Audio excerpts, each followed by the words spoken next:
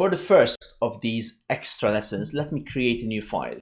So a reminder, I can go to File, New ... not new project, right? We want the same project. And I'm going to call this one Fred, rather not file, Fred and Mary extra.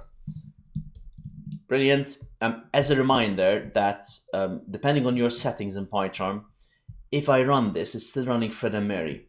So I need to go to run ... choose Fred and Mary extra. Brilliant. You can see it's empty at the moment, so we know it worked. It ran the right one. Good. Let's go to Fred and Mary, copy everything, and paste it in here. The reason I'm making a copy of it because I want to leave the Fred and Mary original one unchanged. Now, we have seen how while is something that needs to be followed by true or false. In this case, or something that Python understands is true or false is what I should say. There's a reason I say it this way. We'll come to it at some point in the future. Carry on is a Boolean. So it's a variable that contains a Boolean. A Boolean is something which is true or false. So it starts off as true, and then at some point in my program, I change it to false. If is also something that needs to be followed by something that Python understands as true or false. And here I have a really long expression that gives me true or false. Let's remind ourselves if that's the case. So greater than or equal to, or less than or equal to, or those types of expressions, 5 is greater than or equal to 2, gives me true. 5 is greater than or equal to 20, gives me false. So these are expressions that give me back true or false.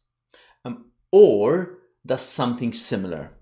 So for example, if I say true or true, that gives me true. If I say true or false, it gives me true as well. And if I say false or false, it gives me false.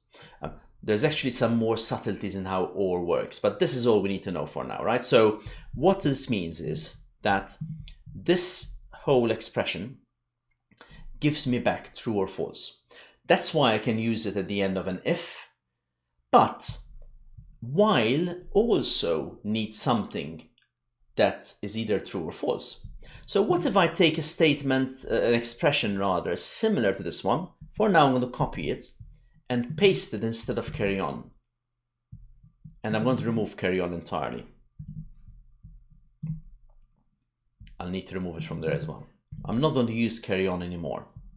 But let's see what we need to do here. So now I want to say, while Fred and Mary haven't crossed the finish line yet. So the logic I need is a bit different. You may remember that Fred.xcore parentheses is greater than the finish line. Finish line is 159. Fred is moving to the right. So when he's gone past 159, greater than or equal to, it means he's gone past the finish line.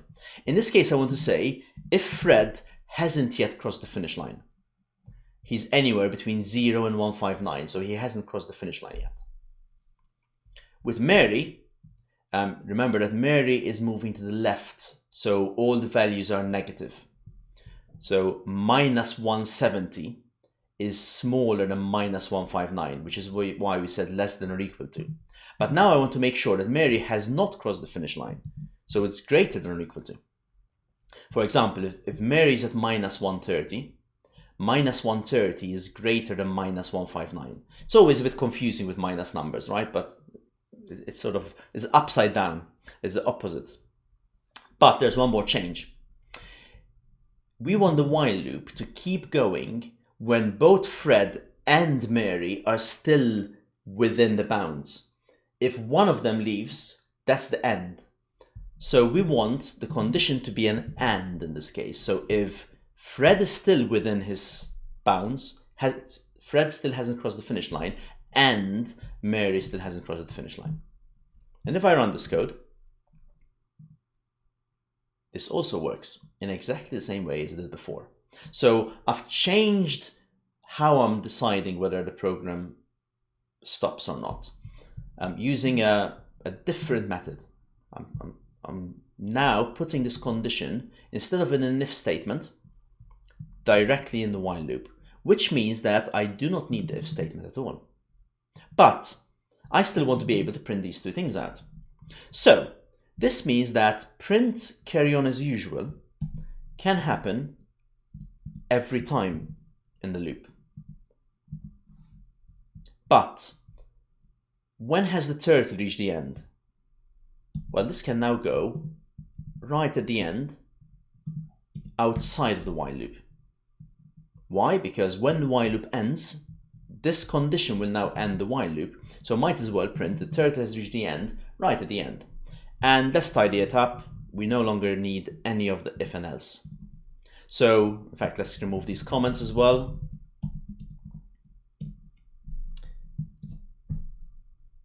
And there we have a different version of this code that does exactly the same thing. So the logic is different. Is there a good or a bad here? No. There are different ways of doing things. There's always more than one way of doing something in programming.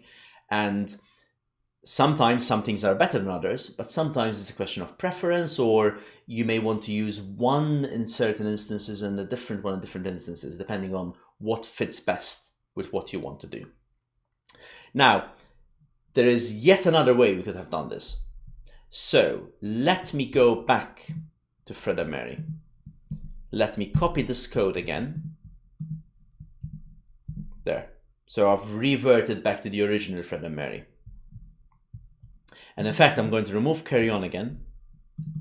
And I'm going to simply go for while true in this case. So now I'm making it clear that this is an infinite loop. It will go on forever and ever.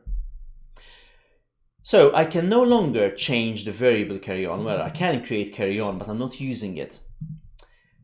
We have another way of breaking a loop, and that's to use the word break.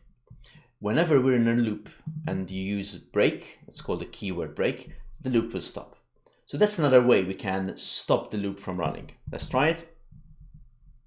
And there you can see that I'm running Fred and Mary extra. It still works in the same way it did before. And now what is making the loop stop is simply the specific word that says break the loop. So there are different ways how we can control our while loop, and we've seen 3 of them in this project.